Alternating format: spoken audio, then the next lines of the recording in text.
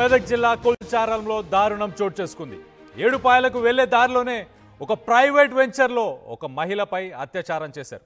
శుక్రవారం అర్ధరాత్రి ఈ ఘటన చోటు చేసుకుంది. మొత్తానికైతే ఘటనా స్థలాన్ని పరిశీలించడానికి పోలీసులు అక్కడికి చేరుకున్నారు. బాధిత మహిళను మెదక్ ఏరియా హాస్పిటల్కి కూడా తరలించినట్టు తెలుస్తుంది.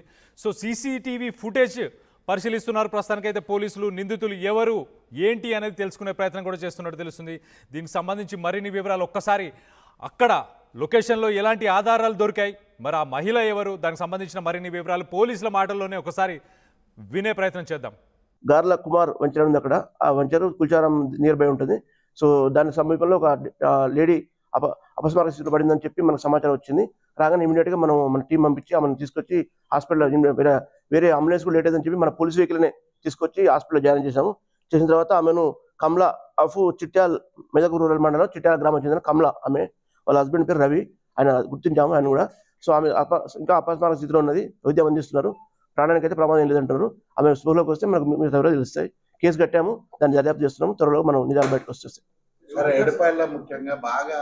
నిన్న కూడా పట్టుకున్నాం అని చెప్పి నడుస్తూనే ఉన్నది రెగ్యులర్. ముఖ్యంగా సండే రోజు ఎక్కువ ఉంటుంది, మనం చూసుకున్న సండే రోజు ఉంటుంది. ఆ రోజు మనం స్పెషల్ టీంలు పంపుతున్నాం, సిసిఎస్ టీమ్స్, అలాగే స్పెషల్ పార్టీస్ పంపుతున్నాం. దాంతోపాటు వాటర్ కూడా వస్తుంది పైనుంచి, అది కూడా వస్తుంది కాబట్టి అక్కడ కూడా ప్రమాదం జరగకుండా చూస్తున్నాము. మొన్న కూడా ఒక పర్సన్ పడితే రక్షించాం మనమే, అది కూడా చేస్తున్నాము. అన్ని రకాలు తీసుకోవడం ఇంకా జాగ్రత్తగా తీసుకొని ఫ్యూచర్లో ఇంకా ఎక్కువ మంది పెట్టేసి ఎటువంటి కాకుండా చూసుకుంటాం.